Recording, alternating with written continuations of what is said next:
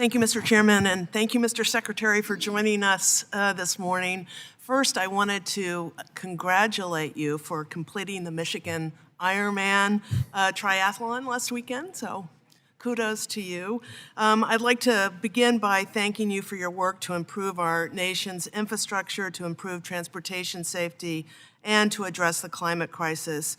I also want to thank you for your work to implement the historic infrastructure bill, which is helping so many communities across the United States, including mine, to create and sustain jobs, especially in construction and engineering sectors, which is fueling economic recovery and helping families to put food on their tables.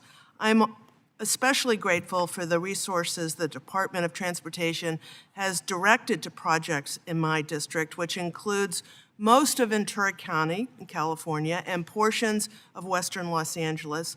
It includes more than $22 million to the 101 freeway, which is a critical thoroughfare in my district, and over $12 million dedicated to the Gold Coast Transit District for zero-emission buses, as well as funds directed to Ventura County's Oxnard and Camarillo airports, which are critical engines of economic activity for our local businesses in the region.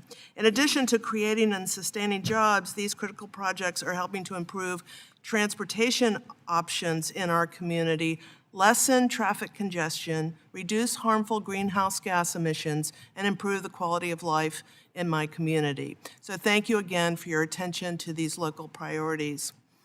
As the Department of Transportation considers awards for other competitive programs like the Port Infrastructure Development Program, I also want to emphasize to you the incredible role that the Port of Hueneme plays in goods movement in our nation, including for automobiles and fresh fruits and vegetables imports and exports.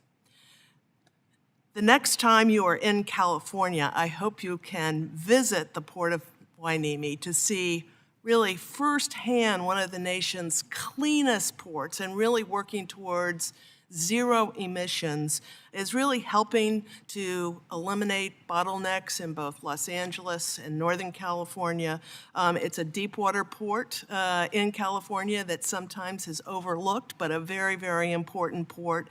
And as I said, supporting fruits and vegetables and EV vehicles to the American people.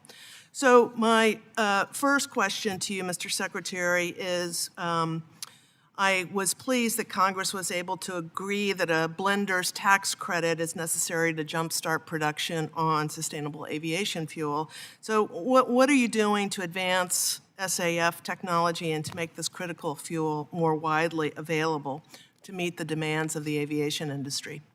Well, thanks for the question, and let me echo the appreciation we have for how funds are going to good use in your region, and certainly would welcome a chance to see Port Hueneme as well. Sustainable aviation fuels are going to be an incredibly important part of decarbonizing aviation because unlike vehicles, light-duty vehicles, where you can go acquire a car right now that is zero emissions on today's technology, while we're, of course, working to make that more affordable. In the case of aviation, we're a long way from novel propulsion that isn't going to require some kind of fuel. Sustainable aviation fuels are made from renewable sources, so they provide a reduction in life cycle carbon emissions. And there's a number of measures we're taking to advance that. One is, together with the Department of Energy and Agriculture, we co-lead the SAF Grand Challenge that focuses federal efforts to try to dramatically expand how many we're producing by the end of this decade. We're trying to get to 3 billion gallons by the end of this decade to put us on a path to 35 billion gallons a year by the end of 2050. That would be enough to meet 100% of what we project is the domestic jet fuel demand there.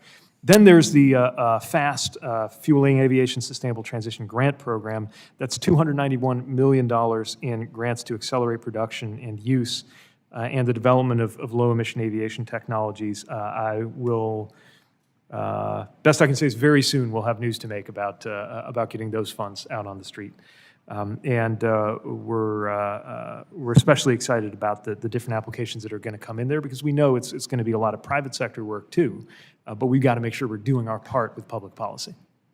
Thank you very much. My time is about to end, but I also look forward to the opening of the new office of the National Multimodal Freight Network and hope very much that, that DOT will include ports with more than $1 billion in annual cargo in the freight networks. Thank you. I yield back. Thank you, Representative. Mr.